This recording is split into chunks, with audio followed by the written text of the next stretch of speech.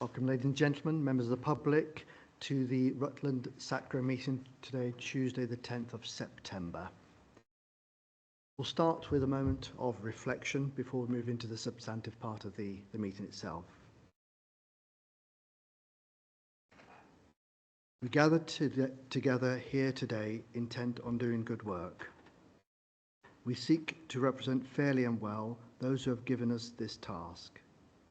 May our efforts be blessed with insight, guided by understanding and wisdom.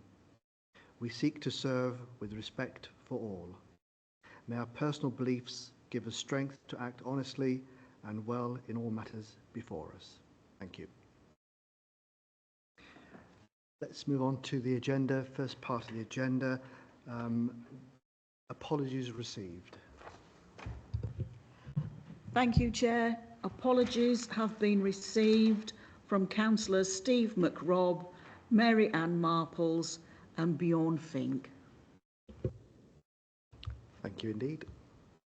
Should we move on to item 2, record of the minutes of the meeting, which is in the pack starting from page 5.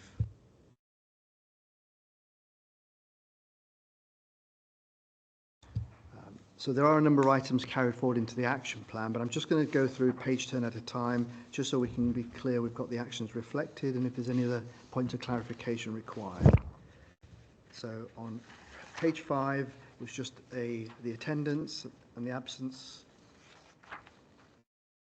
Page 6, items 1 through to the first part of 3. Any comments? No. Page 7, we've got some actions there carried forward into the today's action log, which we'll go on to. There is a couple of points of clarification. Can we just clarify if in action 6 there, we've circulated the generic SACRE code, which is on page 7. Perhaps we can hold that over to the end of the discussion. And on action 8, a clarification. We talk about the stats that we can't use, 2020 and 2021. So perhaps if we can just mention whether or not we can then use 23 and 24 going forwards, please. But in terms of the record accuracy, it's not a question there, it's just a follow-up question. Moving on to page 8. Any points of clarification there? Going back to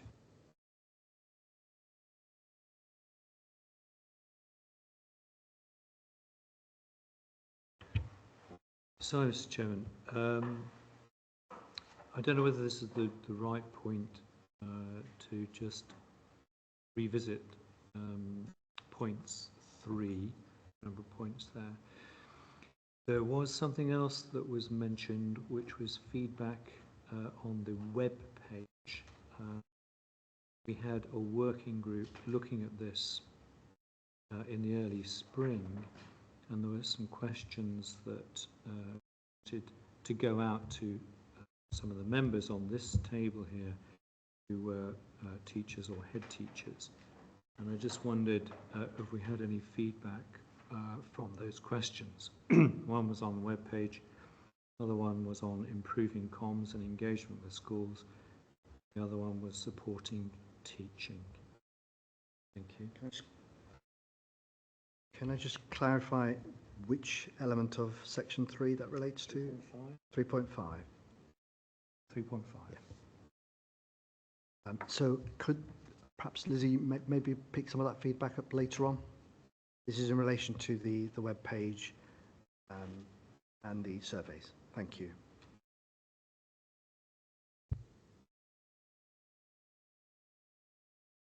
Move on then to the page 9, which relates to items 7 through to 11. So again, from a point of accuracy, if there's any questions, and if not, then perhaps part of AOB, might Amanda perhaps give us a little bit of update on the network meeting that took place. So that could cover either as AOB or in item 7 on the agenda. Thank you. Okay, and then the final page, page 10. Yep. So can I just ask for somebody to nominate that these are accurate minutes. Seconder, please. Thank you. Let's move on then to the item 3, which is actions from the previous meeting carried forward. We've got quite a few for Amanda. I wonder if, Amanda, do you want to walk through us item reference 3, 4, 5 and 8? And then we'll go on to Lizzie for the remaining item.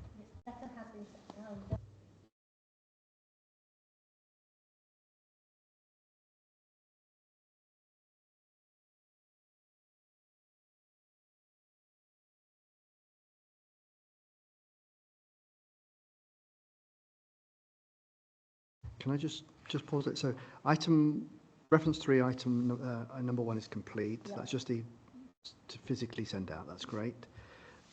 Item number 3, 4C, we've checked with Peterborough. Yeah, great. I didn't have you back, but I will remind again. It depends who's there and when it's meeting suddenly got changed from face to face again. Sorry, you need your microphone. Oh, sorry, that's my fault. So I will sort that out again. I will ask if anybody would like to join over here and come over here. And I'm sure there's some car sharing that can be arranged. Could we widen the search so it's back to Rutland as well? Yeah. Yes. Could I, Mr. Chairman, could I mention that, of course, we do have several Methodist churches in this county. We've also got a Quaker meeting house, and we also, I think, have a URC church as well, which is thriving. I'm just wondering whether direct approaches to those organisations would be useful at this stage. It would. James, can I ask you, because I think you probably, it might become better from you if you know where they are. Because that is limited knowing where they are in Rutland, could I ask you to perhaps do that? Will I take it on to yourself? Yes, I think an item that's going to be talked about a little bit later on, we might be able to sweep this up in that item, but just to let you all aware that you know, there are other means to try and go directly to people within the county who can help us. Thank you. Okay. Next part, I did ask the Peterborough and Cambridge SACREs about doing a joint letter. I have to admit, it got kind of lost in the meetings and some other things came up, as in meetings do. Again, I can ask them again if they would like to do that, or if this Rutland just goes ahead and does their own. Sorry, can you clarify the focus of that? It was actually to do with the, I think it was actually asking the government, DfE, if they're actually going to act on the Ofsted report which came out earlier in the year, and what are they going to do to follow up some of the points made by the report. Thank you, Madam. Can I suggest one more attempt, and if it doesn't work, then just send a letter out on our behalf, please. Sorry, my laptop's going. The next one I think we're going to cover later on. We have had a subgroup. We've actually had 2 meetings, which have been very good. We're going to cover that a bit later on. Whereabouts are we? Oh, yes, sorry. And it comes into, I think that's the next part as well, it comes into the part of the draft planning as well. So both those points, 5 and 8, are going to be brought up a bit later on, but they have all been actioned. Great, so we'll just move them into as part of section 5. Thank you. Lizzie? Yes, so my action was to get the voice of RE pupils to produce a future press statement. So I've got a template ready to send out to all schools. So I'm going to be asking schools just to give me any quotes that they think would be suitable in the press statement, and hopefully we'll get some good feedback so that can go out, so it actually comes straight from the children. So that's ready to go. I was just letting the schools just settle back into the start of term. Okay, thank you for that. Any other comments from anybody on the actions from the previous meeting?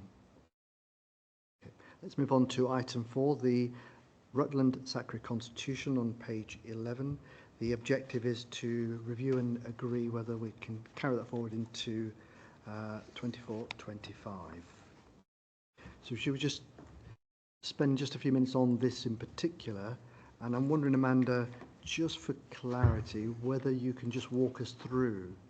I need a copy because I haven't actually saw it. I thought I downloaded everything, but right, I've got some help.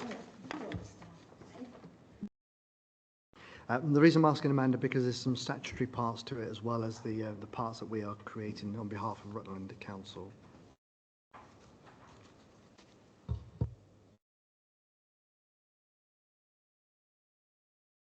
Just whilst we're waiting, Julia, can I just check you can still hear us?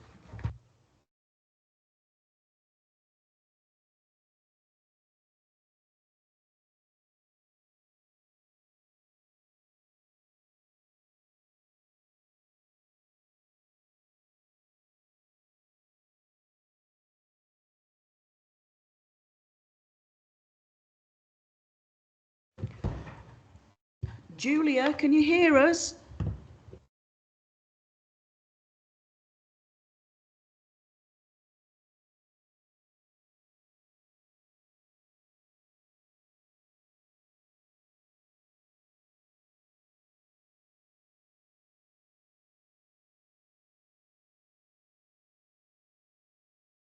Just walk through what is the sections and why we have this. Okay, so we have obviously got the first one, which is the Education Act, where SACRE becomes from, when it's established, and where it is actually in the Education Act, because it is obviously it's very legislated, and it's very long in there. I think the 1996 Education Act is a slightly better bit of it. It's a bit clearer, as it says there. And then obviously it's what then the council has to do, because it's a council. The legislation tells the council they have to have a SACRE, and then it's actually comes under the LA or the local council. And it is an independent body which exists, and this is the juxtaposition of it. It's independent, but it sits within the council as well, and the council also has it can rule over it and has actually items that it can do, such as membership and things like that. And it is actually here to look at the provision of religious education and collective worship in state-maintained schools. And as we know, we only have one of those now, but it still has actually a position over that. But that also includes actually VC schools as well. So it is on some of our controlled, on some of our church schools, VA schools actually are asked to look at the syllabus. So we have to think about that. There is 4 groups, representatives of the churches and other faiths in the groups, and actually it's the best fits, and this is why we now have Sheila and Gurdif, as the population of Rutland changes and grows. Actually, like within the rest of the country, we have people there representing everybody and different faiths in the community, and while we have somebody who's a humanist as well. Group B is the Church of England representatives, and they are appointed by the diocese, and then you have the teacher representatives. This is where it gets, suppose under the legislation, it's meant to be representatives of things like unions. But going back to 1996, can we actually ask people under GDP and things like that, actually, should they actually what kind of union they belong to? Because I think, to me personally, that's my personal view, it's a very private matter, actually, which union, and we shouldn't be actually asking that or putting that out there. And then you've got the local education representatives, which are usually councillors who actually then represent and give the council's actually view on what this body is. This is the bit that is actually up to the council. So a member can only represent one group. Rutland SACRE always seek to reach decisions on a consensus basis, but in the event of a vote being taken, only one vote is allowed from each of the 4 groups. In the event of a tied vote on any issue, the chair may exercise the casting vote. I don't think, personally, I'm looking at Sheila because she sits on one. Have you ever done that? It's my understanding that if the chair does not have a casting vote, it's my understanding that the status quo remains before the vote was, before there was a proposal, whatever was the position before. If it's tied, then the status quo remains. That's my understanding. I have taken advice on this in the past. The chair does not have a casting vote. If you want further advice on that, but that's my understanding because this came up several times a couple of years ago. Okay. It is quite a rare thing because voting is actually, we don't vote on everything. It's usually things like the agreed syllabus on the chair, who's going to be chair, or if there's anything that really is quite serious that needs to be looked at. So can I just clarify then? We've got it in here within the document saying in the event of a tie, chairman may exercise the casting vote. Are we saying then we need to take that out, keep it in, or seek advice? So this arose when humanist representatives wanted to be included as full members of Group A, and there were votes and they were split, and we had to look into it because at that point we were told the chair does not have a count of the votes, so the humanists at that point were not allowed to. We've moved on from that, but it brought to our attention the fact that the status quo remains before a new proposal and the chair does not have a vote. So can I just clarify a bit further? Is that a statutory thing or is that a choice? I think it's a choice. I'm pretty sure reading it, I can go back and check legislation. I can check that one, but I'm pretty sure it's a choice. And it's because each constitution is slightly different. There is no set constitution, and it's run on what the LA and how usually the LAs run the different constitutions. So let me open that question to the group. How does Rutland's SACRE wish to proceed? With a casting vote or without? James? Mr. Chairman, I think there's some disagreement around the table, I believe it might be good. We'll open it to people to make their own comments. Well, So what's your comment? Well, my comment is that I think perhaps if we delayed this decision and did some more research on it. If you want to go back to SACRE and ask them as the national organisation body, as if there is a statutory ruling or it's up to every individual SACRE to make their own constitution. Are there any other comments around the room? Jane? I can confirm that SACRE, there is no standardised constitution. It is up to each local authority to come up with their own SACRE constitution. Okay, so given that we're confirming then there's nothing to refer to, it is down to the group then. So should we just do it as a show of hands? Do we retain the statement as it is? Hands raised, please.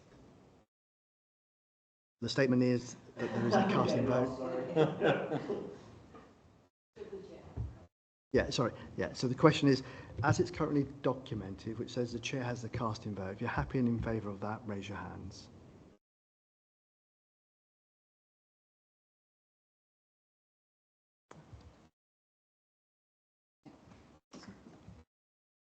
Against? All those against?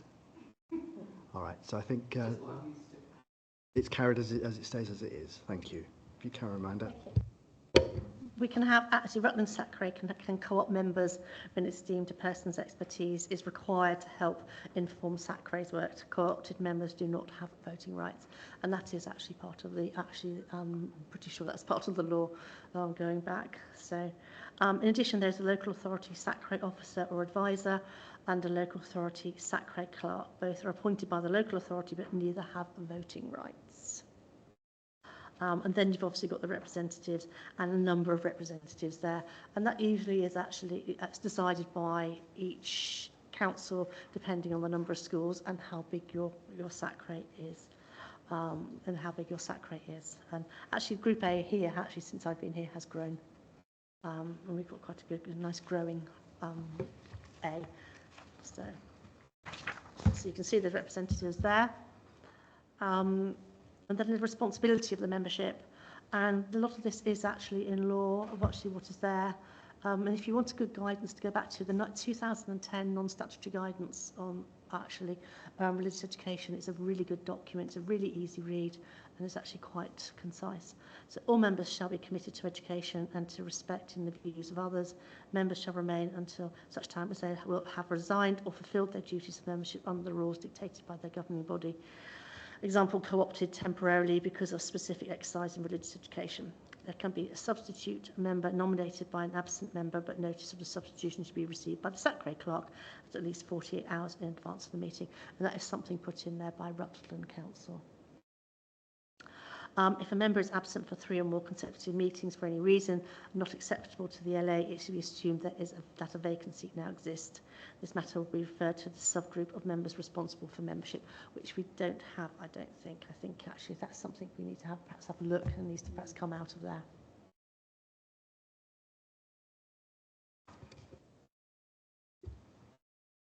Go ahead, Sheila. Does it mention how many times a year SACRE should meet? Oh, it's in the part of the Constitution. Okay, thank you. It's whether actually we take out that part on the matter will refer to the subgroup of members as we don't have one, and is it really something that we need a subgroup on membership really when such So are we sizable enough where we need a subgroup for membership, or can it just be membership discussions? Is that full SACRE? James. I'm thinking that under the self-assessment, which I think we're going to talk about later, there is a section contributing to the cohesion across the community, which could well involve trying to balance members of the SACRE throughout the religious and non-religious groups within its local authority. That might be swept up in under that. Yeah, so I think the question I'm asking is, in that second paragraph under the responsibilities of the membership, it's implying that where there is a absence issue, we refer it to a subgroup. My thoughts or suggestion is, if the SACRE isn't huge, it may as well be resolved at SACRE. So might that statement come out, which is the second sentence within that middle paragraph?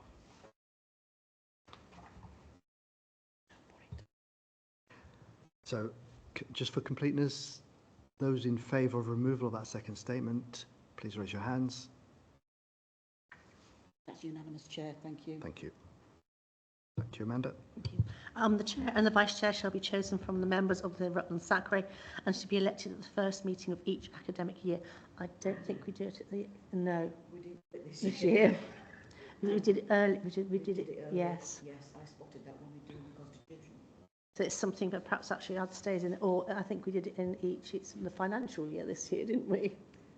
Yes, we did it at the beginning of... We actually did it at the beginning of the municipal year this year, when it should have been actually done at this meeting, which is the beginning of the academic year. But I've amended the work plans so that that is now incorporated in, so it won't happen again. In the absence of the Chair and the Vice Chair at any meeting, the LA can elect one of its members to act as the Chair for that meeting. So the duties of Rutland SACRE. Rutland SACRE's main function is to advise the LA on matters related to RE, which follows the locally agreed syllabus and on collective worship in schools. This means Rutland SACRE can require the LA to review its agreed syllabus. Do we need a timescale on that? As in the law, it says within 5 years. But that the agreed syllabus must be reviewed every 5 years. Within a 5-year period. If you want it putting in, we can add it in the Constitution. Thoughts?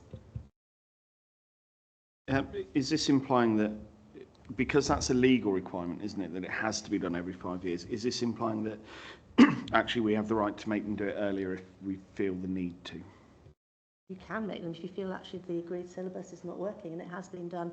It was done in Cambridgeshire a few years ago because it felt that syllabus was not actually reflecting what RE looked like, so that it can be done. So should it we just has to be done within the 5 years. So should we change the wording that, as well as the 5 yearly, the SACRE has the right to recall the syllabus if they see fit? Should that be written into the, or is that not an issue? I think it can be. I think it can be because that is your right as a SACRE.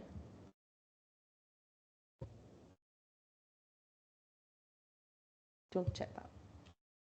Okay, so we did that. Perhaps needs checking coming back to next time on that one. So can we just clarify what it is we're checking? Because there are two parts to that, I think. I think it's checking. Oh, sorry. I was just going to say that my understanding as an RE teacher is that the 5 year thing is standing anyway. That doesn't need to be written into the Constitution because it has to happen. If we're writing it in, should we have a caveat that says that sometimes we might feel the need to change or adapt if the syllabus does not meet the need of the local area? which I think ours does. So we'll take that away to the monitoring officer for confirmation. Thank you. So it must consider applications from a head teacher that the school be released from the requirement of collective worship to be wholly or mainly of broadly Christian character, a determination, and must publish an annual report of its work. Furthermore, Rutland SACRE is to support the effective provision of religious education and collective worship in schools and colleges through. This means Rutland SACRE shall provide advice on methods of teaching the agreed syllabus for religious education, advise the LA on provision for training for teachers, gather feedback and evidence from inspection reports, exam entries and results on religious education, collective worship and personal development. Consider complaints about the provision and delivery of religious education and collective worship referred to the SACRE by the LA. Ask the LA to review its agreed syllabus and contribute to the community cohesion and safeguarding of young people. Thank you. I've just got one question about that section. We don't refer to world views, should we?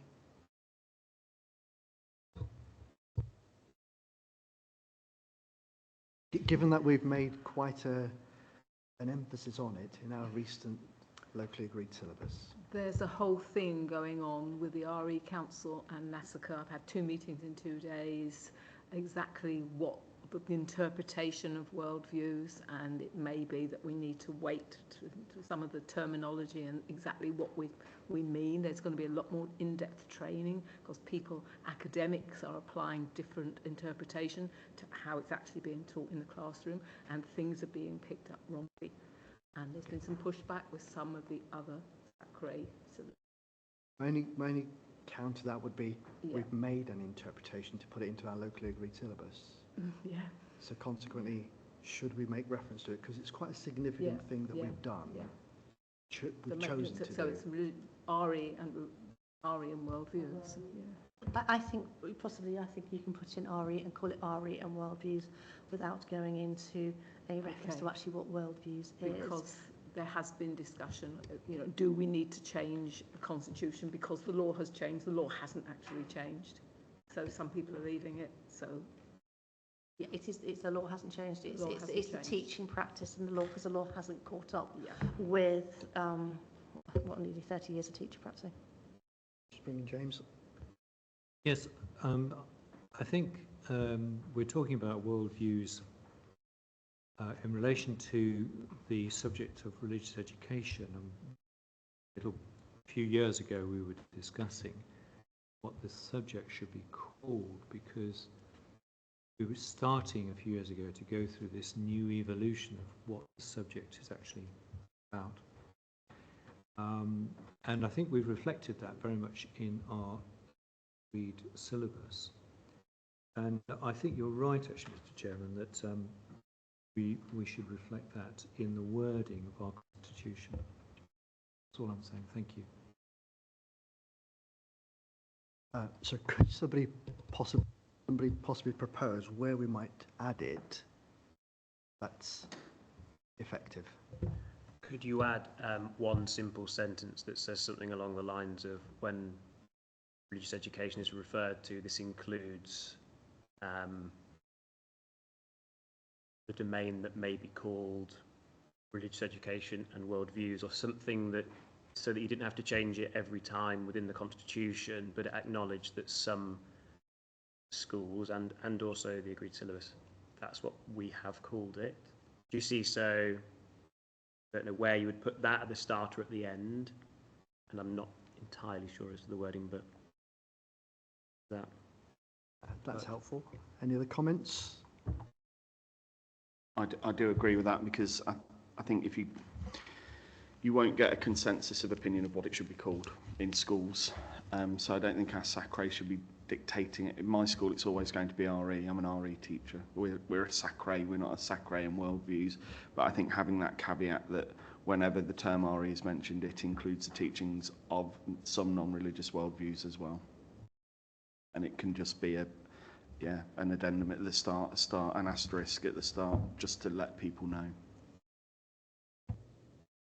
Can I suggest then, the first time we make reference to RE, put a footnote in to widen that definition. Okay. Thank you. Back to Amanda. Thank you. Then we just got the agreed syllabus conference. So an agreed syllabus conference, or an ASC, is a statutory body brought together in order to produce an agreed syllabus for RE. It's a separate legal entity from SACRE. An ASC has the same committee structure as the SACRE and can be made up of the SACRE members, but does not need to be. There is no provision for co-opted members. This comes directly from the legislation. The chair of the ASC can be appointed by the LA, or the LA may allow the ASC to choose its own chair. The LA's responsibility to convene the ASC implies a duty to provide funds and support for its work. Rutland County Council uses the Rutland Agreed Syllabus and works in partnership with Cambridgeshire County Council and Peterborough City Council's SACREs. The bottom, but the last bit of it is actually that's been added because actually we're in not a unique position. There's quite a few SACREs now who actually now work in collaboration together. Thank you. Can I just raise a point first? On that last point, which we refer to Cambridgeshire County Council and Peterborough City Council, so we have done currently, but is that something we should put into the Constitution? James? I also focused on that last line and thought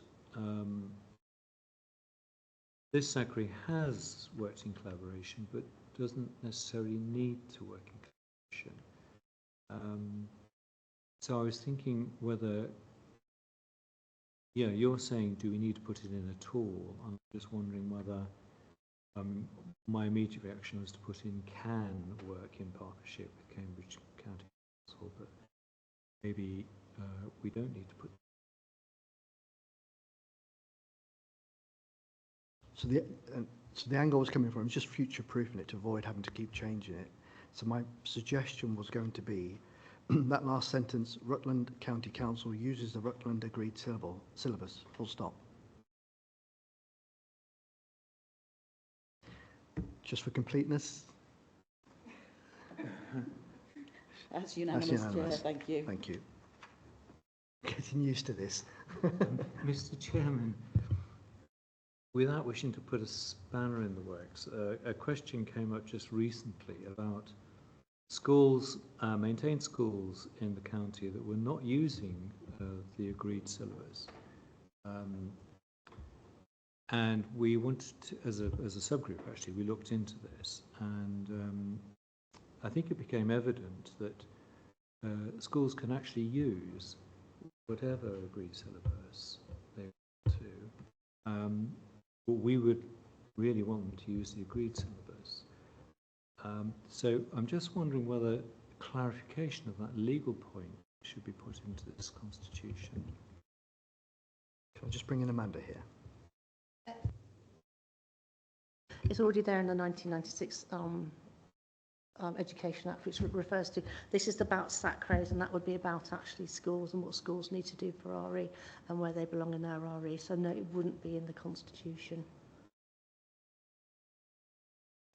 I presume we would risk saying something that's not in the Act or contradicting the Act to avoid that. It is in the Act, but the RE Act is also about what schools have to do and provide. So it's a mixture of what SACREs, LAs, and what the schools and which schools are actually. So I guess what I'm clarifying, by not putting in, we avoid contradicting the Act by making a mistake ourselves.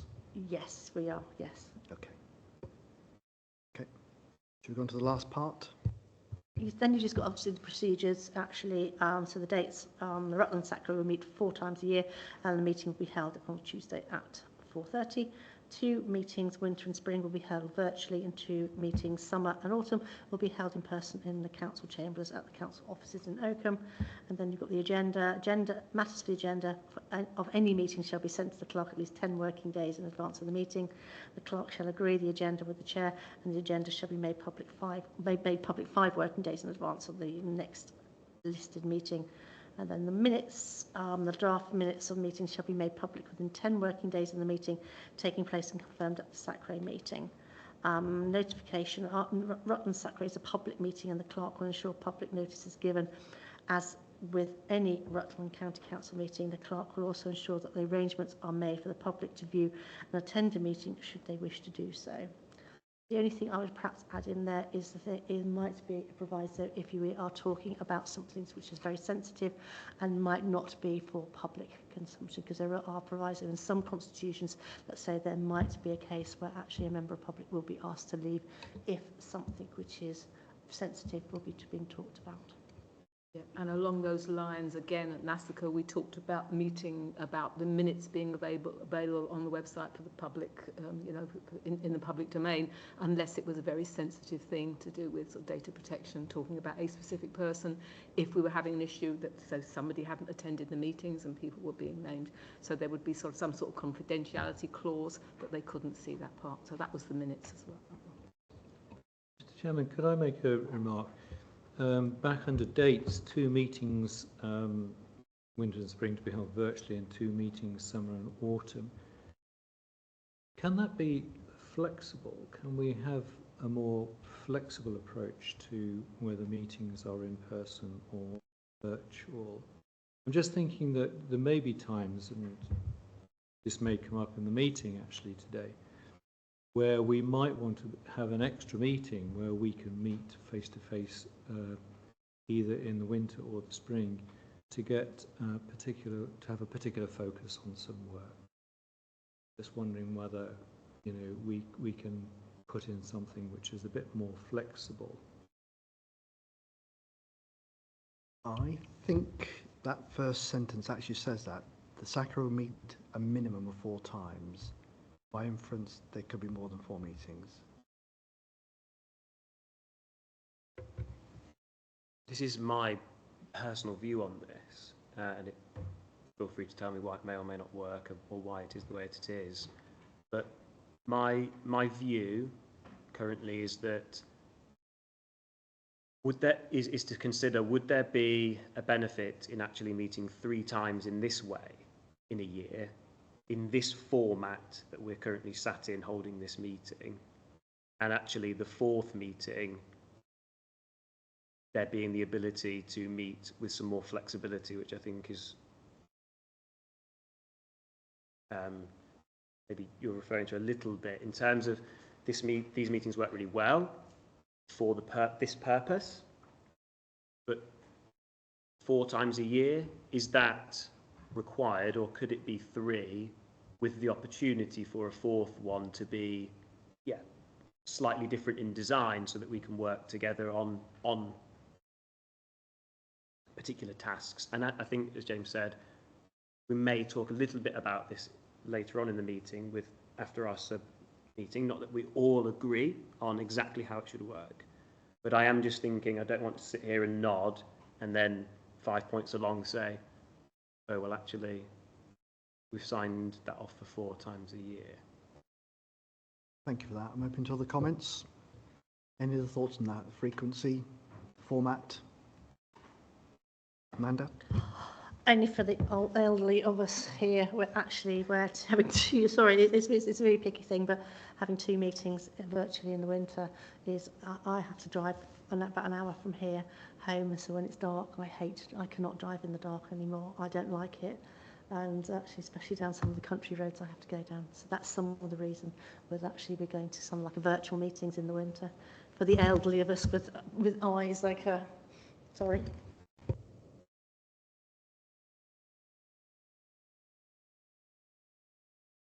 Any further comments? Thank you for that, Amanda. This isn't really to do with the frequency of the meetings so much as just whether they're virtual or not. Am I right in thinking that if you meet in person like this, but there's someone also joining virtually, that still counts as someone they're part of the meeting? Does that need to be referenced?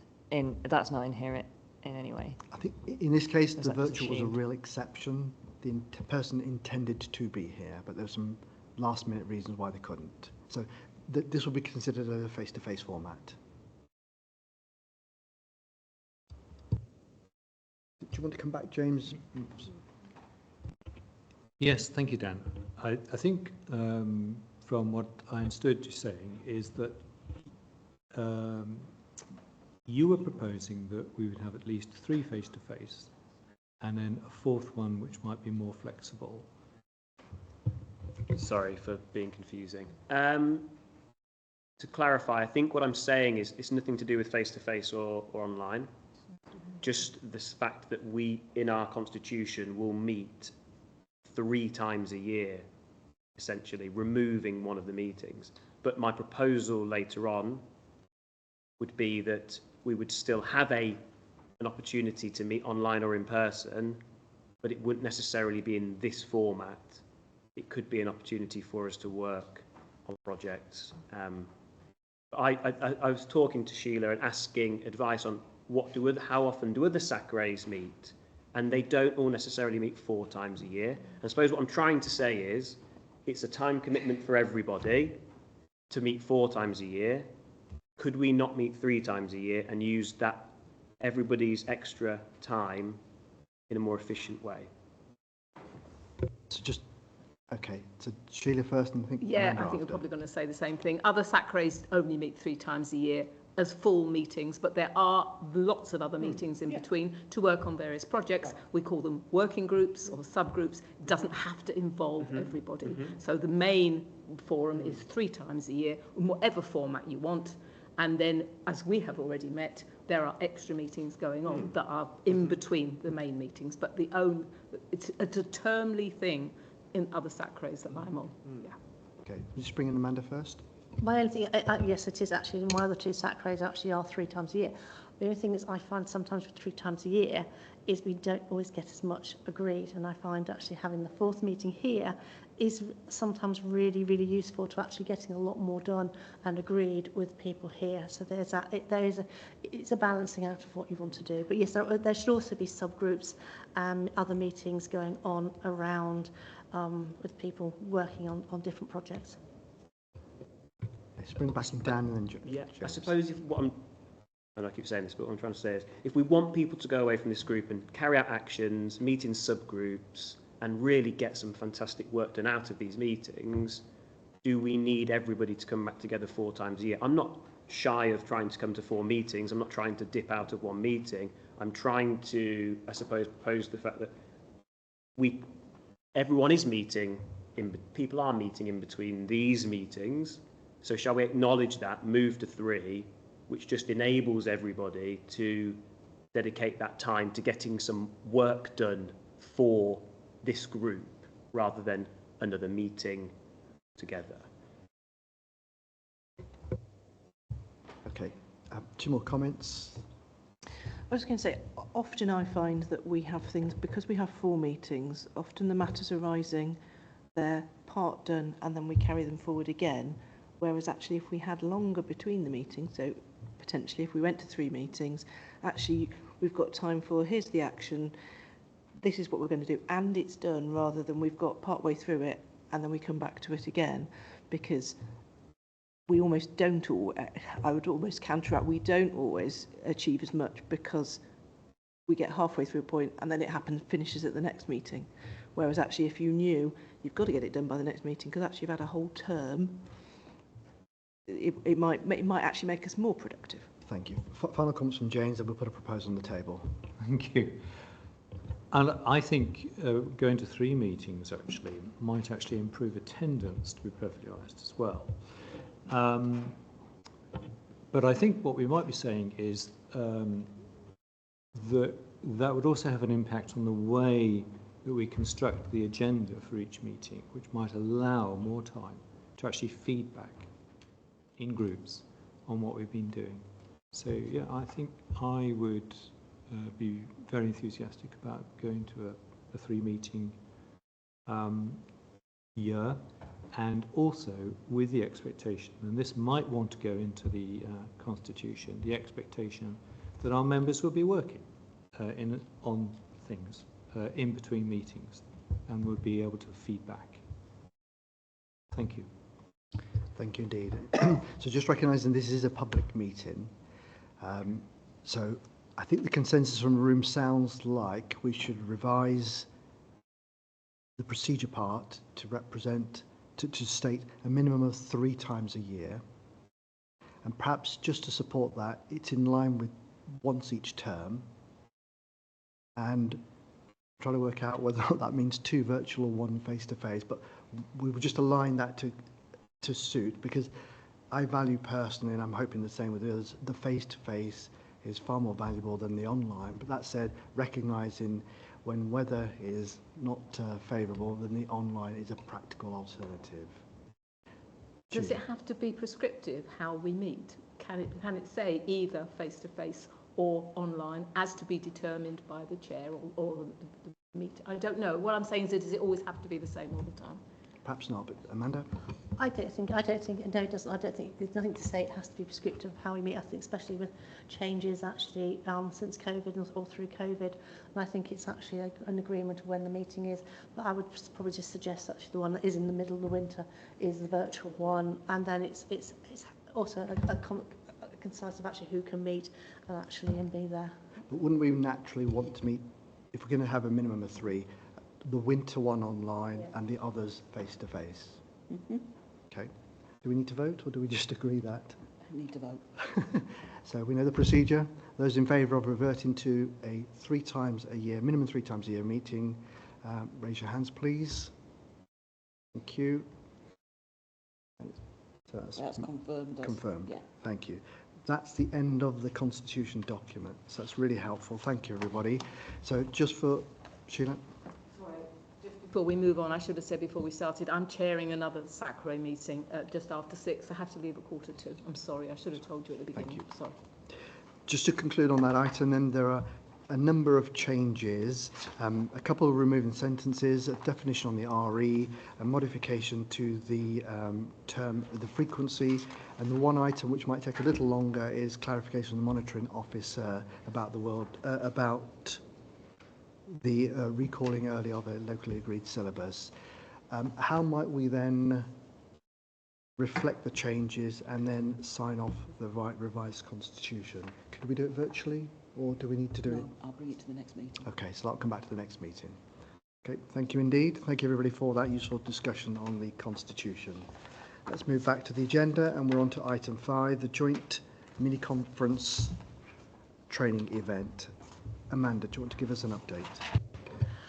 Yes, I went. Right, Peterborough has money, and we are going to do so actually I'm putting together at the moment a conference for all Peterborough teachers, primary school teachers. I'm going to come back to secondary. I've got to work out the secondary provision, but I have an idea of what to do for Rutland schools, and I'd like to talk to Sam and Kieran about that if possible.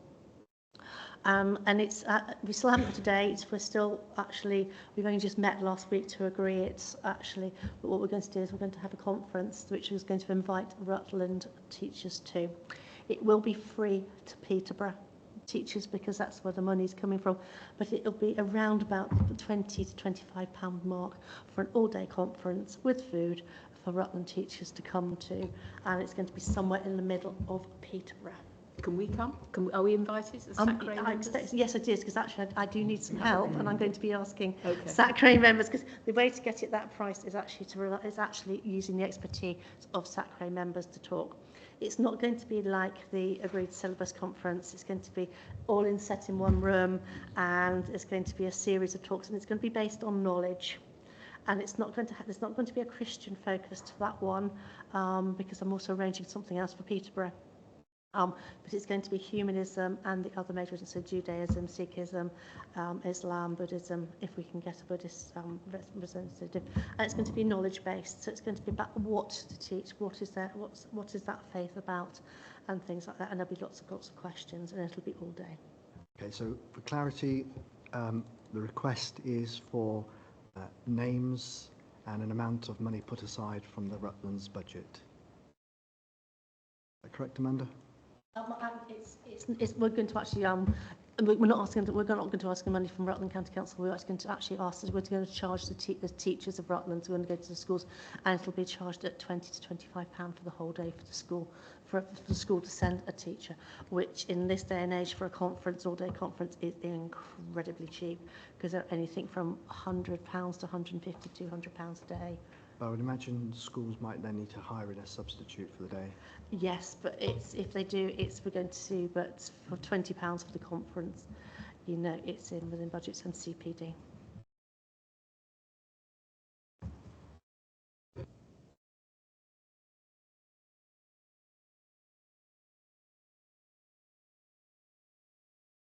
Could I ask, once we know the numbers and the amount, can we just have a discussion about that, and whether or not, the question I'm going to ask is whether or not there's any money in the SACRE budget to support that, because I think it's a great initiative if we could do that. It's a step in the right direction if we could. So can I ask the question? And maybe the answer is no, because we haven't got the money, so be it. I am going to do a piece on the budget under any other business, so shall we discuss it then? Okay, thank you. But it's a great initiative, and we're supportive of it. It's just making sure the incentive is there, and then the funding, if it can be helped, that follows. That's, yeah, what I will do is actually, when it's, I'm in the middle of organising it and getting a venue, and I've got to go to Rutland, I've got to go to, Peterborough SACRE for them to agree. I can't just spend their money just like that. But it will be, so actually I will go to Jane with all the details of when it is and when we've got a date set, and we've agreed a date. So it's got to be done by March to actually get the money spent. So. Can you just bring in James? Oh, thank you, Mr. Chairman. Amanda. I'm wondering whether we would find it very useful in as SACRE members to see something a little bit more detailed on what your proposal is. We might want to discuss this, but so the budget and the finance thing is important to talk about, because as we've already highlighted, it's not just about can the school afford £25 to send somebody to this conference, but it's can the school afford a cover teacher for that time as well. So, and that therefore needs to be discussed, whether this is the right thing for our schools, that we feel that schools would respond well to this, or whether it's some other format, for example a twilight meeting or something like that, where the schools themselves would not have to incur extra expenses. So that's, I think, something that needs to be argued in context of our schools. Sorry. But this isn't Peterborough going to do anyway. It's whether or not we want to use that as an opportunity. But James's point is very valid still. Peterborough will go ahead anyway. It's going to go ahead anyway. But in a way, it's the most cost-effective way, and to be using the resources within this room and within Peterborough to join together to get people together. Yeah, I know I had this conversation yesterday with some people in the room. I think it's also worth bearing in mind that a lot of our church schools, and most of the schools in Rutland are church schools, buy into the Peterborough Diocese service level agreement, which also gives us access to conferences and training. So again, when we're looking at budgets, we have to be aware that in schools we may be doing other things as well. So it is lovely and it is great, but equally it may be that if they've paid into the service level agreement from Peterborough Diocese, their conferences they're not free because we've paid into the service level agreement, but we're paying nothing on top of our service level agreement. So yes, you're right, if it's the right things for us, it might be great, but equally schools may not take it up, although it's a great price, because there are other things they're doing as well. James.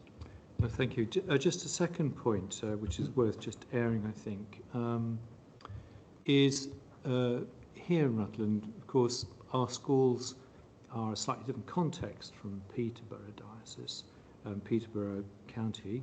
And I'm just wondering whether, if you were to help us to focus what the main aim and the benefits to our schools here would be for that particular conference, that would be helpful to us here. You said knowledge, it's a very general term. Knowledge in terms of our agreed syllabus would be quite useful for us all to understand a bit more about where you think the actual focus of knowledge should be, rather than content purely on what you can teach in those different religions. What should we be teaching? How should schools approach the teaching of content and knowledge based on the concept behind our agreed syllabus. Right, the conference is not about pedagogy, so it's not about it, but a lot of our teachers, and if you talk to a lot of teachers, and it'll be the same in our Rutland schools as well, which we have with some of our academies as well, and our one LA school, where actually a lot of sort of younger teachers have very little knowledge about religions and the beliefs and what lays behind those beliefs, so the basic knowledge about what husband, and that often is what a lot of younger teachers, or actually, and teachers who have been there a while, often feel they lack is the understanding of what happens in that religion, because there is such, and that's what they need, and it's often what we're asked. It's not the pedagogy, because the pedagogy between teaching a lot of the subjects is very similar, and they get that from other places. This is about pure I'm going to say, sorry, Gerda, I'm going to pick on you, or Sheila. Sheila's standing saying, this is what my religion's about, this is what it means to me, and this is actually what I believe and what my faith is. Well, it might be Julia who says, this is why I'm a humanist.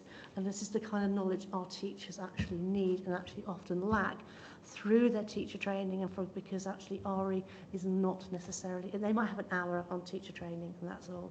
And they might not have actually had lovely teachers like here in the Sound to do a really good GCSE, and they've missed out on a GCSE and those kinds of things, but are still expected to teach it.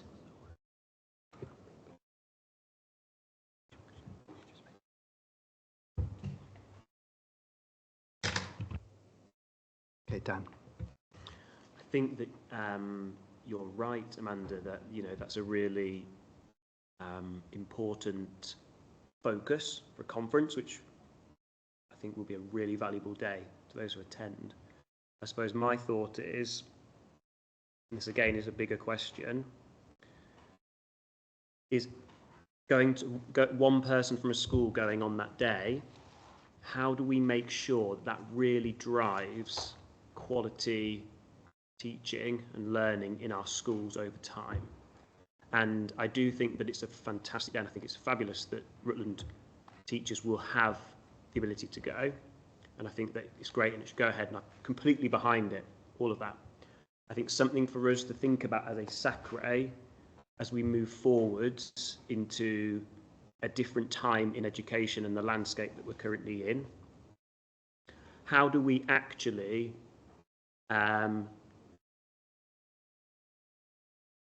utilise the resources that we've got to us, which we've just discussed as being quite minimal in terms of financial resources, to really improve teaching and learning within our schools in Rutland?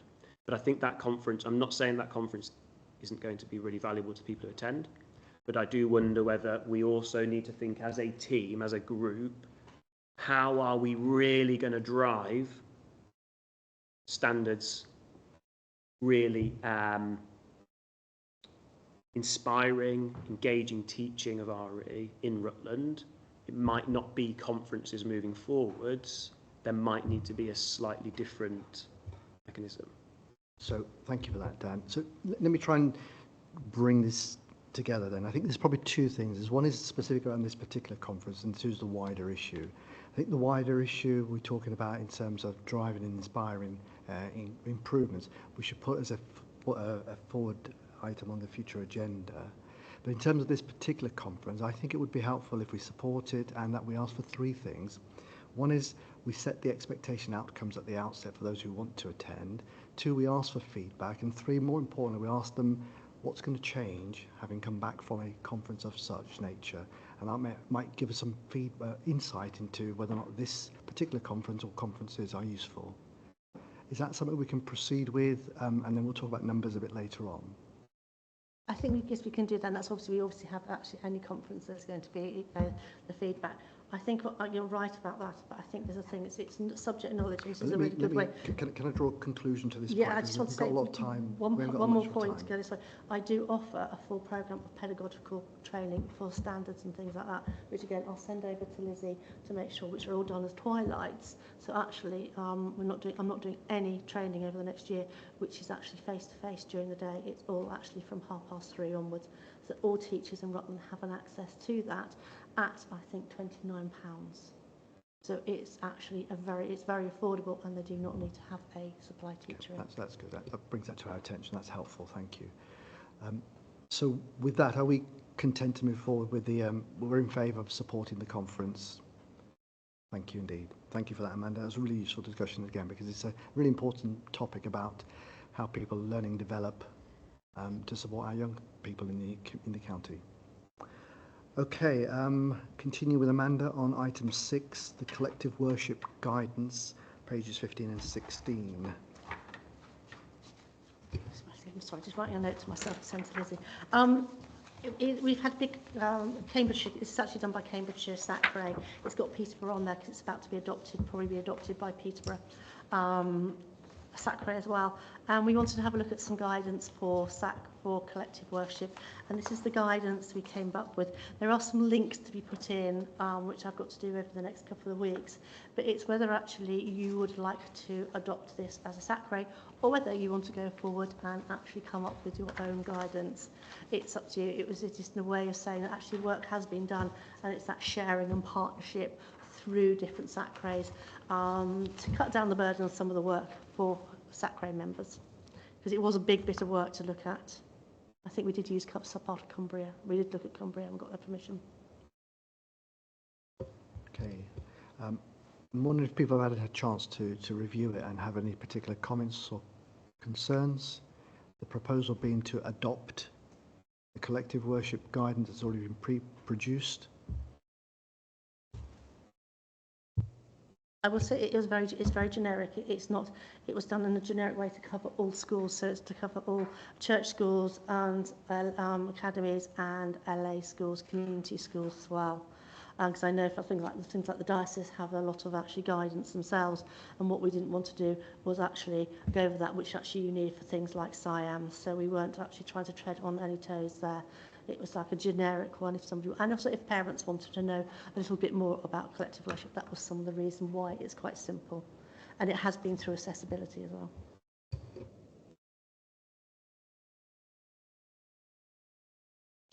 Okay, any comments? Are we in favour of adopting the guidance itself? Raising hands.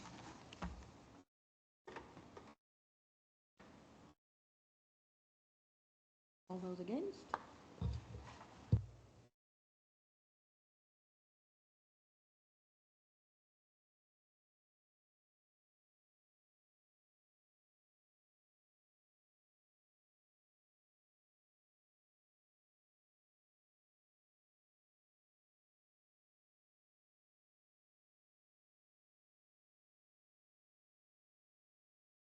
I will send that over to you, Jane, so actually in the Word document, so you can then, I'll put the links in and then you can change the logos and everything on that. And it has been through accessibility, so it doesn't need to be... Okay, thank you indeed. Let's move on to the standing agenda items, item 7, starting with the network meetings. Just before you go into the network meetings, might you just explain a bit about what are the network meetings for the benefit of those who don't know, and if there's been any Rutland attendees? Network meetings are intended to, they're a cross between an informal meeting and a training session. So actually it's not me just standing there talking or as it has been online. It's actually also for teachers to get together actually and share passions, share ideas and share work that perhaps that they have been doing. There's usually a particular focus for that meeting, and we have been sharing. Up until before COVID, they were very much they were done actually face to face, but that has gone out the window. And then now with budgetary pressures, we have been doing them online, as twilight sessions. The last ones this year, I spoke to a member of SACRE, Mary-Ann, and we agreed an agenda. And I think, Megan, you have been the only person from Rutland to turn up.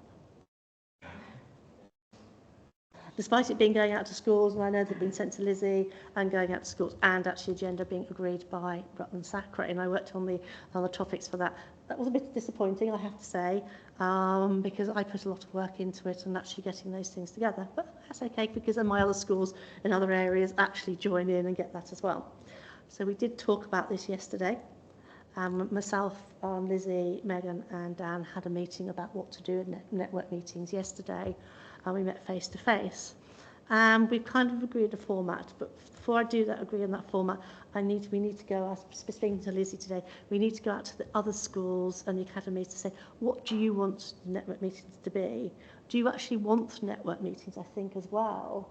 And actually, are you going to attend, I think is really important, because I get quite disappointed when I put a lot of effort and a lot of work in, and there's nobody there. And actually format. But the kind of format we agreed yesterday, so I'm going to go back over my notes just to make sure I get this right, is actually that we're going to do it in a school. So we're hoping, if it goes ahead and they agree, is actually Dan's school's going to host the first one. So a different school will host the first one. So it might be a different academy. It might be our LA school that hosts. And they are invited there, and we're going to have 3 themes for the year. And we actually agreed on the themes for this year, which I'm hoping I did write them down. Is the first one was going to be on sustainability. Am I right, Megan? Sustainability, physical and virtual of Rutland, of looking at Rutland and what buildings we have physically and virtually. And then actually we're going to work out, perhaps actually looking at how to actually use things like floor books, but we weren't going to call it floor books. And I did write it down when I was reading my notes through, sorry. I think we talked about sometimes when we Sorry, I've written on the wrong notes because I've had various meetings on this, sorry. Spirituality and the arts is the first one. Sustainability, because that becomes in with the DFEs. There is a big thing on the DFE on sustainability in schools and having our schools being the most eco-friendly and everything in the world, which is going back, which I've been looking today. And then discuss how to actually make it, how to record a subject which in primary schools is very discussive. It's about a discussion and how you can bring in things like floor books and into that. So that's for the primaries. So that's where we've got, but I need to go out. For secondaries, I think it's slightly different. We need to offer something for secondaries, and this is where I'm going back to, actually, I know you weren't involved in the conference.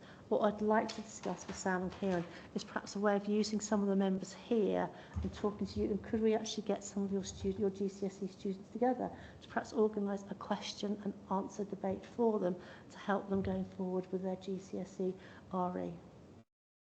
If you're up for that, I'd like to perhaps actually, could we have a virtual meeting between now and in the next month or so to discuss ways of going forward with that, if you think it's a good idea. Yeah, I'd be on board with that. Yeah, I think my students would be enthusiastic about something like that, yeah. Yeah, that's okay. And Sam as well? Yeah, I'm certainly willing to consider it. Obviously, need some time in a meeting. Yeah, absolutely. that's what I was doing. I've got some thoughts in my head of how to do that. But I think actually, because I think secondary schools, you don't need network meetings so much because there's only 3 schools and you're very much expertise in that, where I think with primaries, when we don't have so many expertise, that meeting together can be actually really vital for them. But that's how we're going to go ahead with the network meetings, if that's agreeable with SACRE. That sounds very agreeable indeed. So it sounds as if on the primary side, it's refreshing how you're proceeding, and on the secondary side, it's starting something new. But it does mean actually I do need schools to actually actively be involved and want to be involved in that, so they have to do that, because otherwise it does get very disheartening by putting time in when they don't actually, we don't get involvement. Let's bring in Megan and Dan. So one of the thoughts behind holding it in the schools themselves was that school in particular can then use it as their staff meeting, so their entire, so when we've talked about how do we get from the conference to the teachers on the ground, because it's all very well as a subject lead going to a conference, but actually how do they disseminate that back? But we went, if we do it in the school and the school is prepared to have that as their staff meeting, then we know at the very base level, one school is going to become the expert, the entire staff in whatever that is, and other schools can come in and join. But it also then means for Amanda, she's not coming with just one person. She knows she's got a captive audience in that school, so to speak, but that therefore other schools could send 1, 2, or come together with a couple of schools, and then that hopefully we will hit more schools in that way. But certainly we would then, if we've done it in 3 separate schools, those 3 schools will become hubs of excellence for each of those things. And over the years, we can hopefully then visit all the schools. That's a very good idea. Dan, did you want to come back? Yeah, I was just going to say that I think this is the most important decision that we are going to make as a group. I think that we can't underestimate, as you know, as well as it being disappointing for Amanda to put that time in and then not to schools not to come. Actually, we are the group responsible for helping our local schools to improve their teaching of RE. And so if we're dedicating a lot of our fund, which we are going to hear more about at the end, there is not much of, and we're dedicating it to this time where then people are not coming, we do really need to think as a group how we use that money in a better way to improve the quality. And in this model, we were considering a way that met the needs of the individual school, but allowed all of the schools to benefit if they would like to send somebody along. So that's kind of where that discussion came from. Thank you indeed. That's a very strong proposal. I think we're supportive of that, Amanda. So please do press ahead and do give us feedback in due course. Let's move on to item 8, training attended by SACRE members. So since we last met, has anybody been on any particular SACRE related training and want to share something about that? I haven't been, but I helped deliver the SACRE thing. Jane is excellent at sending out the SACRE programs. I have it here for 2024 and 25. It looks at things, you know, how to be an effective member of your SACRE, how to be an effective clerk, which of course you don't need, working on the Agreed Syllabus Conference and looking at the world, having world views discussed. And there's a whole program, but Jane's excellent to commend her at always sending this out, which is free to all our members. Yeah. Okay, thank you indeed. James? Yes, thank you, Mr. Chairman. As I wasn't here at the last meeting, I just wanted to report on the SACRE conference that I went to. Not sure. You did report on it last time. I wasn't here at the last meeting. We have heard from you about it. Right, what I want... Because it was in May, and we've had a meeting since. Yeah, okay. Sorry. Well, it actually refers to stuff we've talked about over the summer. Right. And I just wanted to put this into context, if I just could. My experience, and during some of the virtual training, it was advised to us that we should try and get our SACREs much more involved as members, and therefore, I'm hoping that you've seen this evening that we're trying to get people much more involved and to do things between meetings.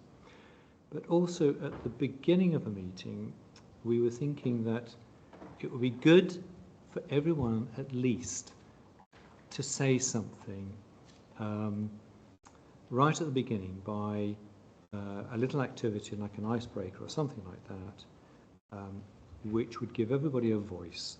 And so there's nobody sitting through a meeting that hasn't had an opportunity to say something or feels awkward about saying something. And so I'm hoping that you'll all agree that this is probably quite a good thing, and that it also gives us an opportunity maybe to talk about something very, very briefly, or to contribute to it at the beginning of a meeting. So that's what I gained from the last SACRE meeting, and I just wanted to mention that. As a parting shot, I can let you know that next year's SACRE conference is going to be in person only, and that was decided about 4 hours ago. It is not going to be a hybrid facility. Okay, thank you for that. Thank you. Any other comments on training attended or training related? No? We'll take the icebreaker question offline and we'll give it some more thought before our next meeting. Thank you. Let's move on to item 9, monitoring of RE in schools and Ofsted inspection reports. Lizzie. We have got no Ofsted inspection reports to report back on. I think it's just the timing of the year, but I'm sure there'll be a few more to look at next time. Can I just add, there's obviously some changes to Ofsted as well. Actually, there's going to be no deep dives in a section 8, and it'll only be a section 5, which is a 2-day one. And teachers are actually quite relieved actually that they'll know on Monday, actually by a certain time, that it's going to be on a Tuesday and Wednesday. So that's going to affect. I don't think also, if I'm right, Ofsted inspections are not starting until later on this month of certain inspections, and then the month after that for the next one. So we might not see any for a while. Thank you. We move on then to item 10, the work plan, which is on page 17 and 18. Who's leading the conversation on that item?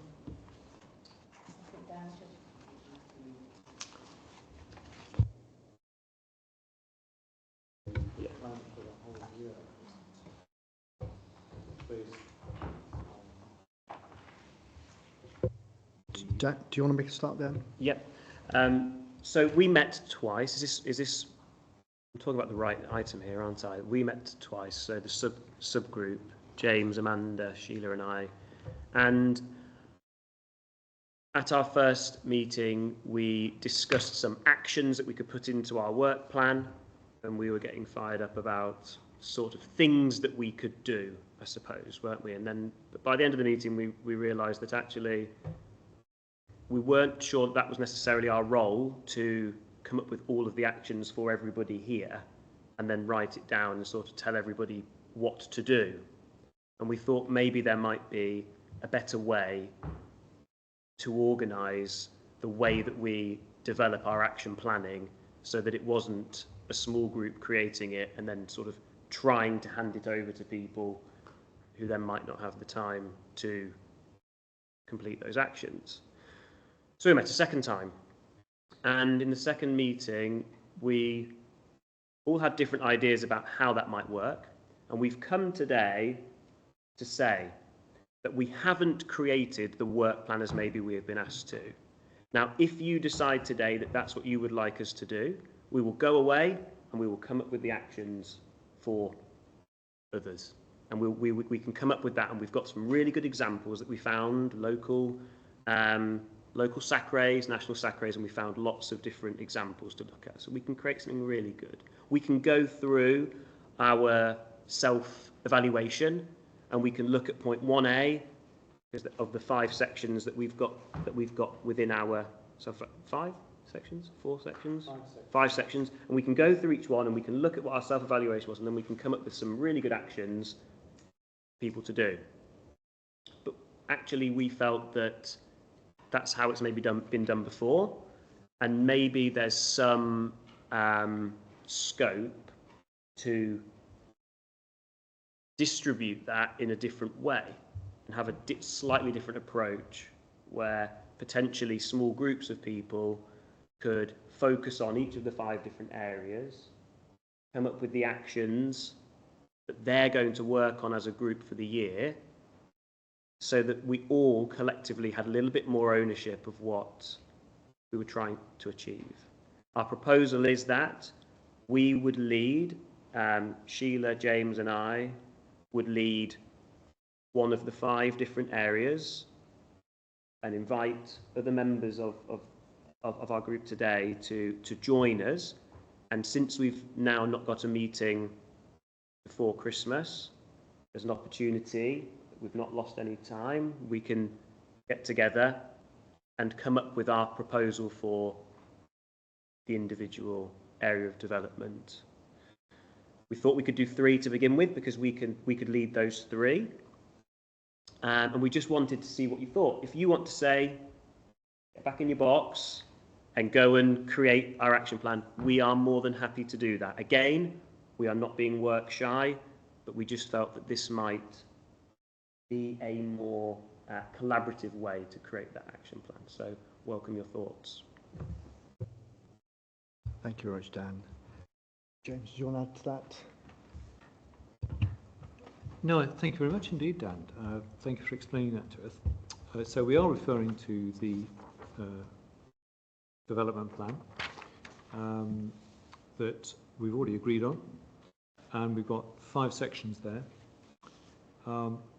And so what we're asking you basically at this point in time is, would you like to work on this together as a SACRE in groups, taking a section, get together on your own, do some work on it and then come back? Or do you want us as the working group to produce the actions and then we as a SACRE work through those action groups? I think what we would prefer is that we work on this together collaboratively, because there's an awful lot of experience in this room. A lot of people who know more than we do about certain things, and we can all produce a better output if we all contributed in this collaborative way. Thank you. Okay, any other comments from the floor?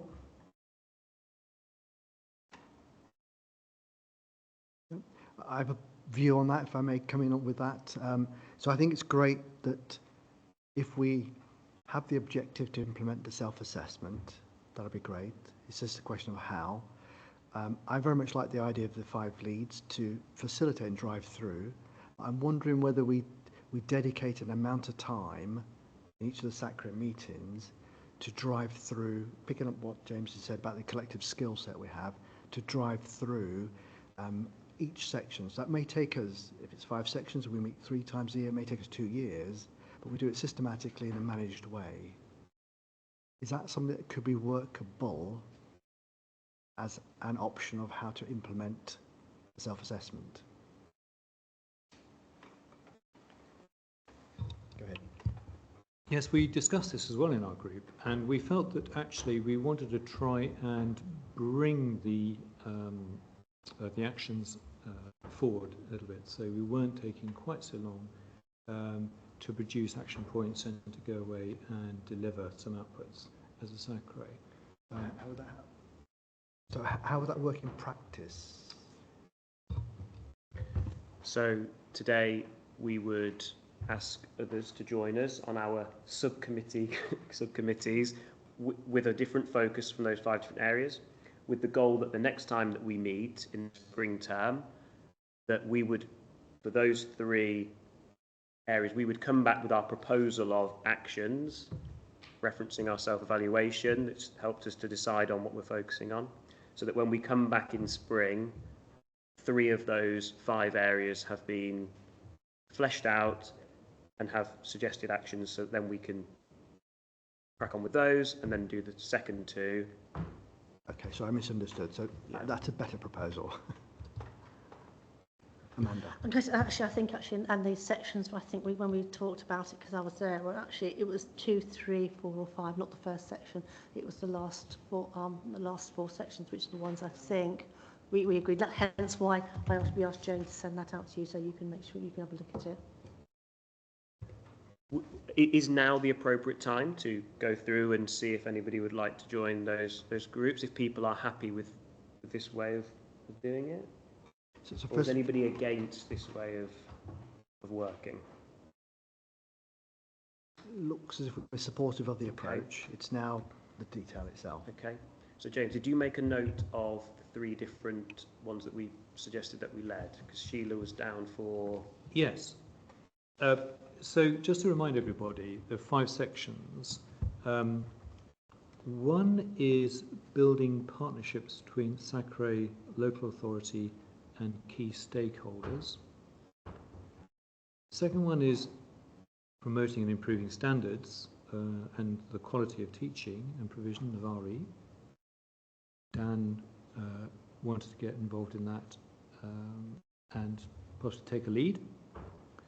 The third one was evaluating effectiveness of local agreed syllabus. So that's actually a focus on the agreed syllabus and how that's being used by the schools and how effective that is and how much the schools are using it and how much of perhaps sharing of knowledge and interaction and all that sort of thing that's going to be helping to drive up standards and the effectiveness of using the local agreed syllabus.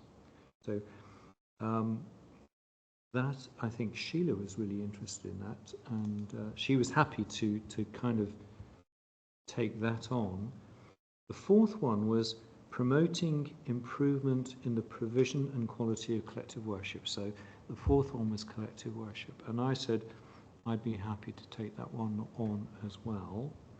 And the fifth one was a cohesion of community thing, which again is so important. And I think for many people, religious education and worldviews, let's keep using that word, in schools, taught in schools, is very much about preparing young people for living in society.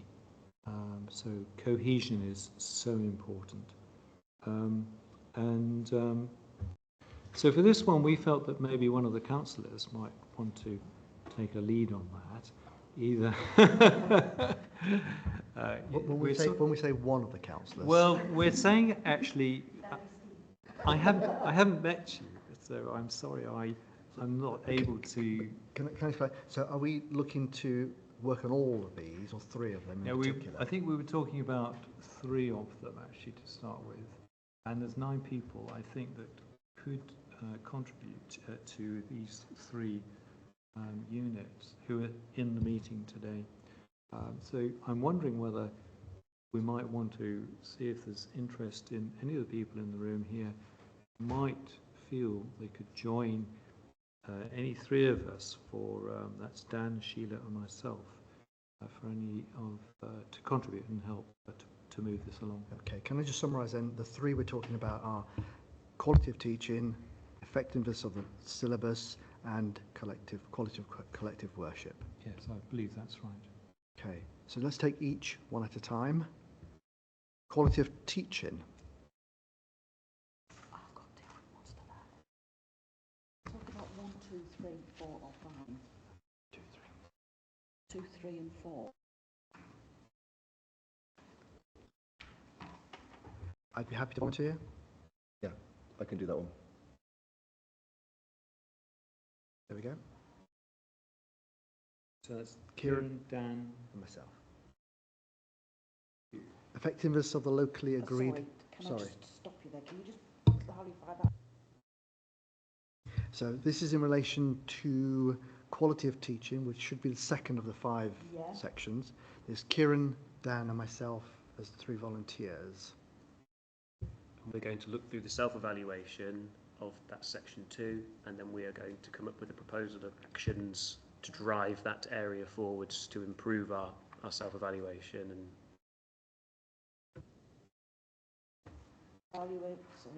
This is Sheila. Yeah, evaluating the effectiveness of the locally agreed syllabus. Yes.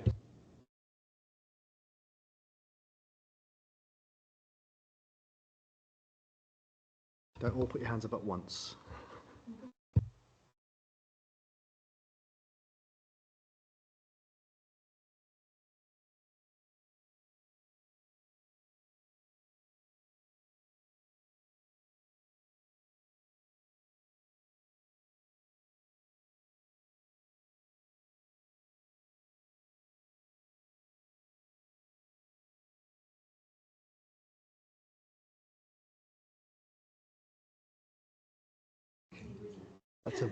That's a very wise approach. Let's do that. Let's go on to collective worship. There we go. Yep. Yeah.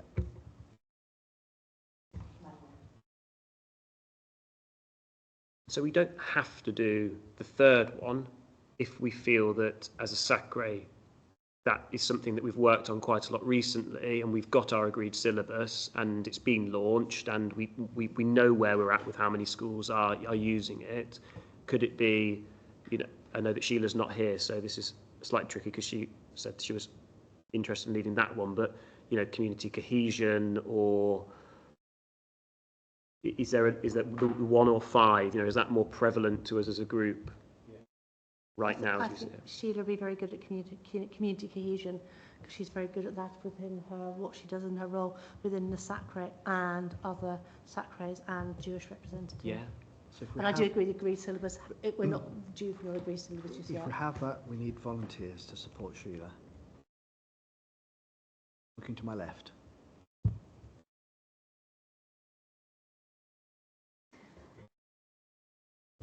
We felt it might be quite useful actually if at least one of the councillors was on this one. But I don't want to put you under any pressure, of course. We might want to ask Steve as well. I'll do whatever. Thank you. And then perhaps Steve as well, if we politely invite him. Great. Sounds if we've got 3 subgroups for 3 sections. Fantastic. And we have an approach to working through the self-evaluation, which is great. That's the important part. I just want to say, actually, I know it might look like actually me and Lizzie sat over here, but it was agreed that actually we'll be there if you need actually some help, actually, or further help, and that's what our role is, to actually advise and to help as need be and when needed. Dan, do you want to conclude on the item? Thank you very much. We really feel like this is going to be a really strong move for us as a group, and so I'm really looking forward to when we come back in spring, as we don't have our first winter meeting now. We've changed that now. We've got a bit of time. When we get back together, we'll have our actions and know where we're at as a SACRE and be enthused to move forwards. So, yeah, really looking forward to seeing what everyone comes up with. Okay, well done. Thank you. Okay, we're moving towards the end of the agenda. We're on to The work plan. So I think they need to vote.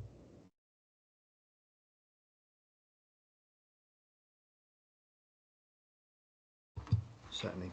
Work plan on page 17.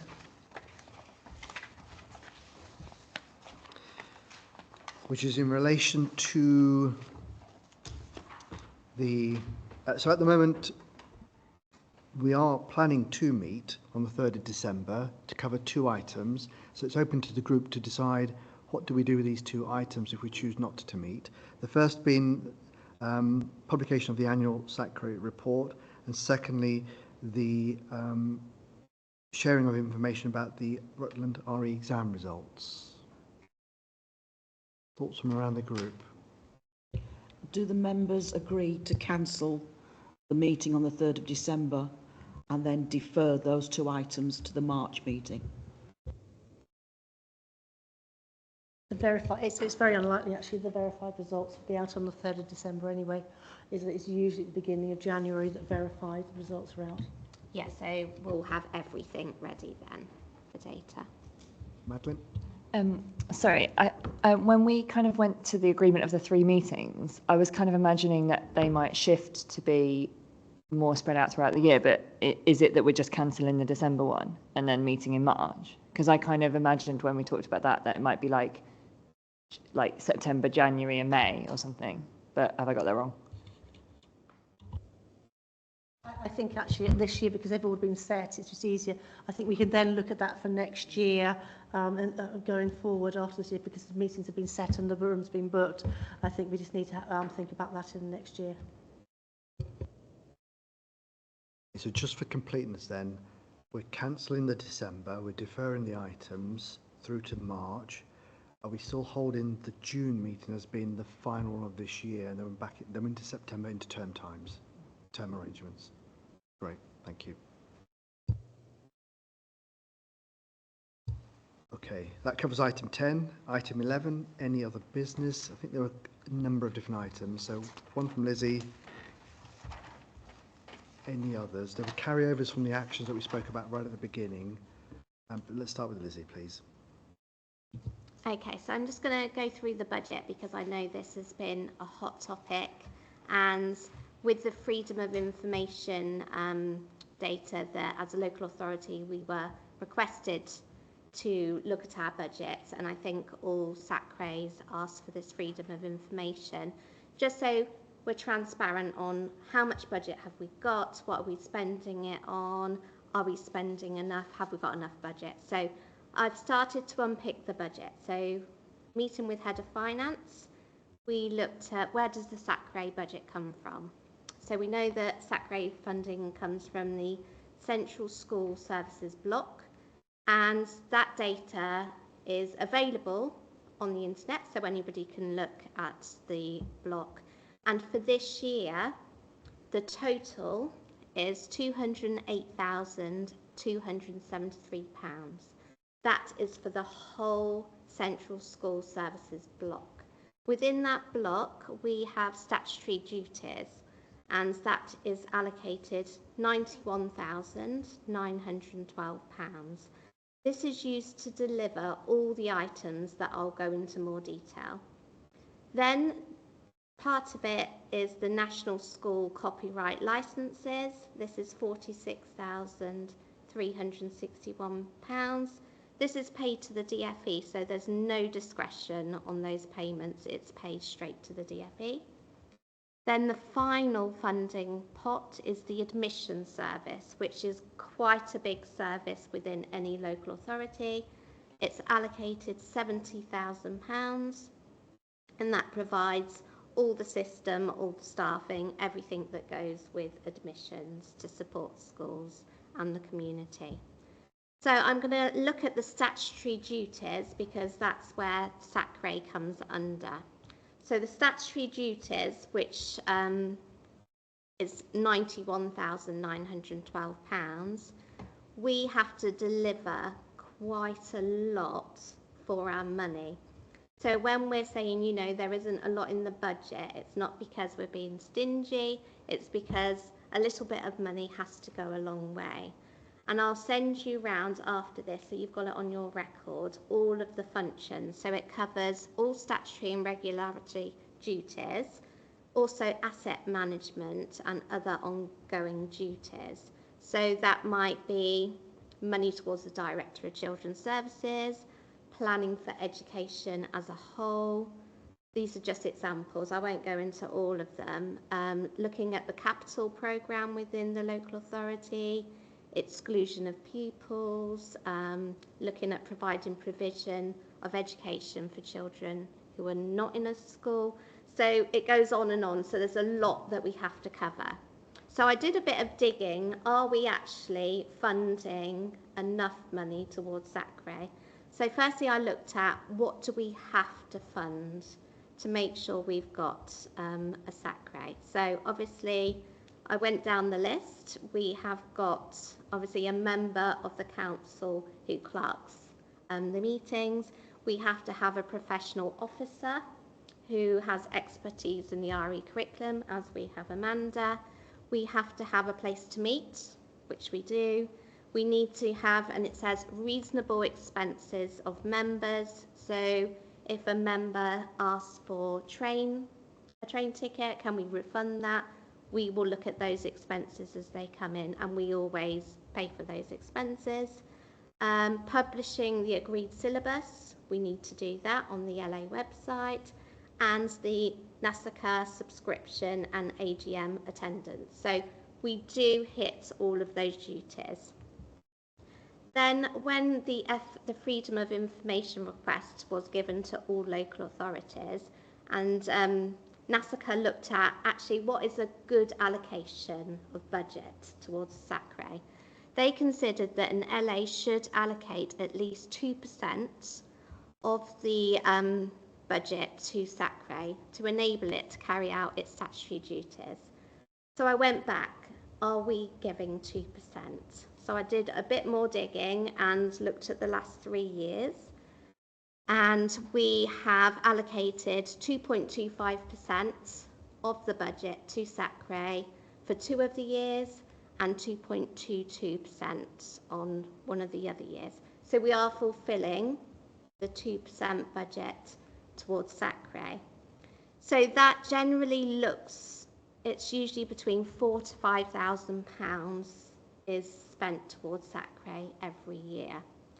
So a big part of that cost is obviously we have a contract for a professional officer, and most of our budget does go on that contract. So that's where we have to get really smart at using the resources that we've already got. There isn't extra money within the budget to give more.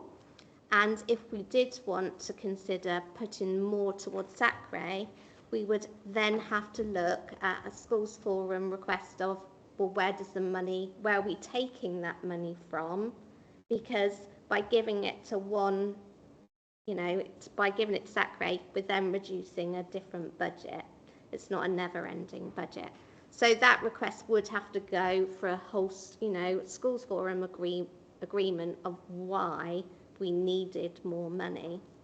So thinking, and after meeting yesterday where we looked at network meetings, and we just thought, well, how can we get more creative and use Amanda's time really well and use SACRE's time really well?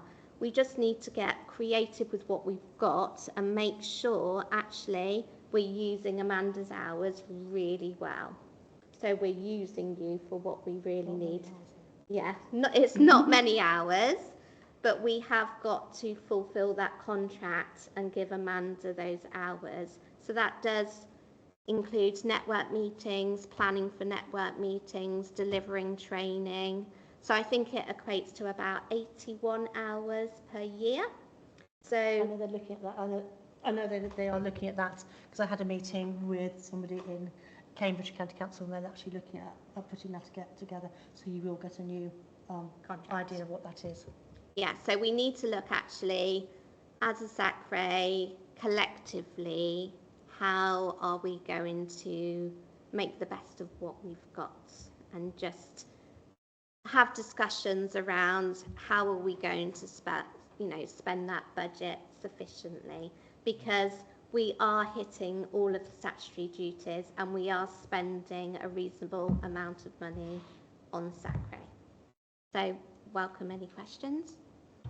Thank you, Lizzie. So that sounds to me then, Rutland is spending above SACRE's average expectation and is meeting its statutory duties in light of what SACRE is expected to deliver. Open the floor to questions and comments.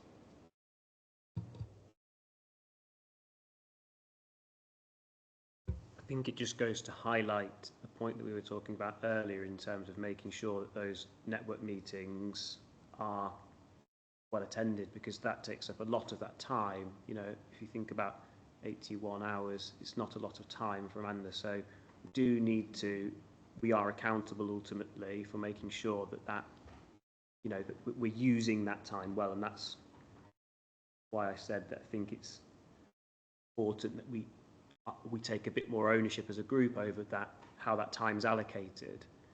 I would love to be in a position where we're at the point where we could say to Amanda, there's 10 hours that we've agreed as SACRE that are available to us.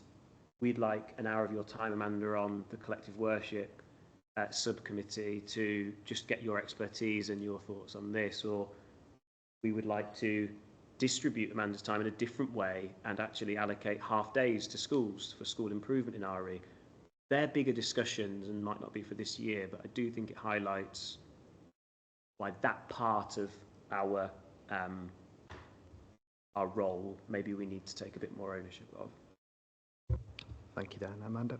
I think that's a wise thing to do, and I think that's what you need to perhaps look in when you're looking at your groups. That's what you need to do, and that's perhaps actually a main thing of actually how can you use that time. Because I know other SACREs have said actually, it might be that actually somewhere in here, somewhere in the building, I sit here and the schools come here, or I go to schools and go around the schools, because it's a small area, it's really easy to do.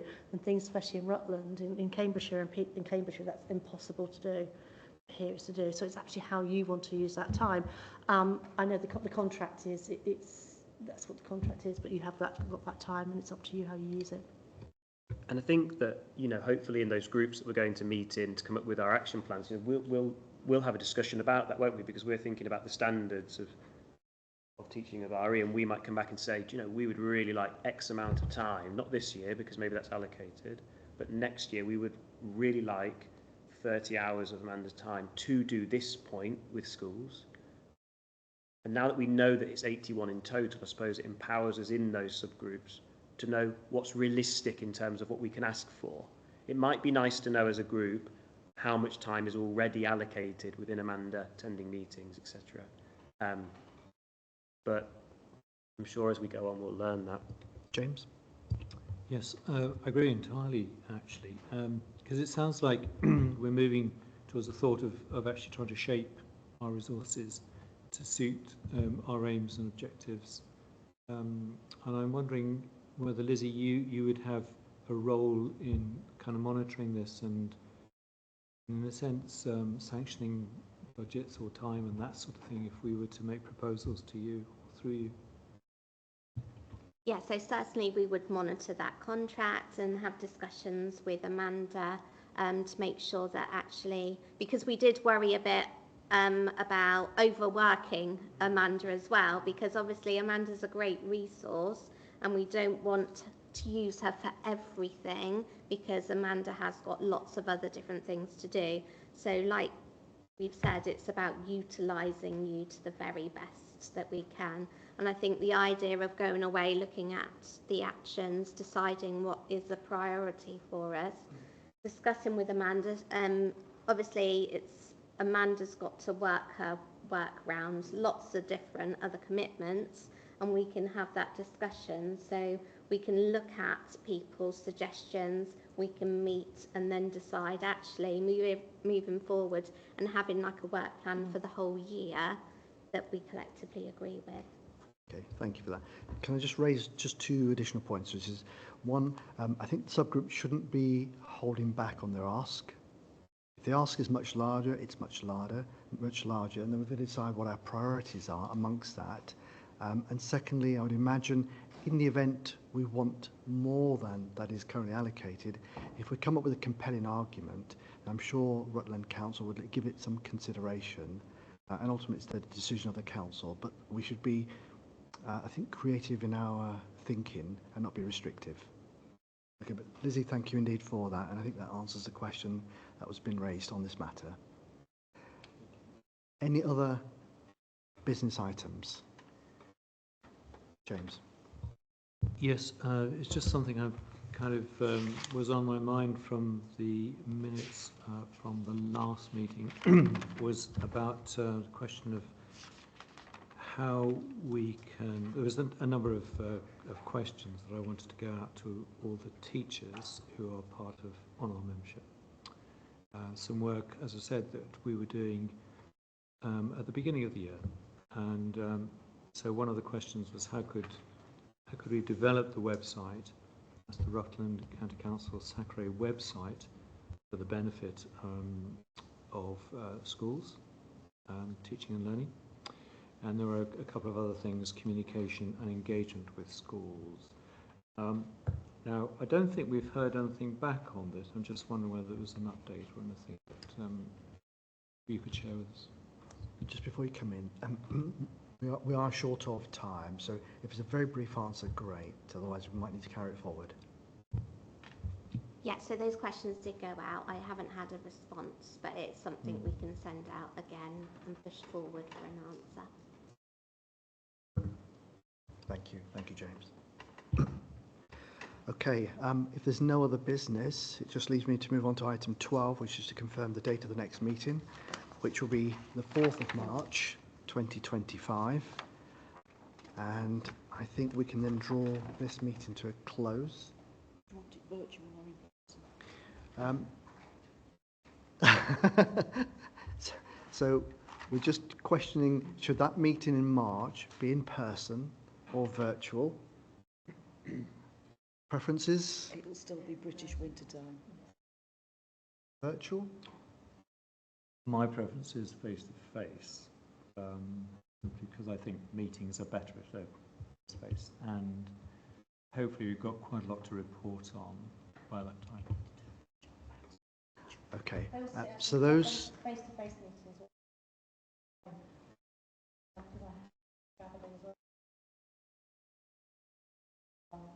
So we've got the consideration on the table. Show of hands, face-to-face.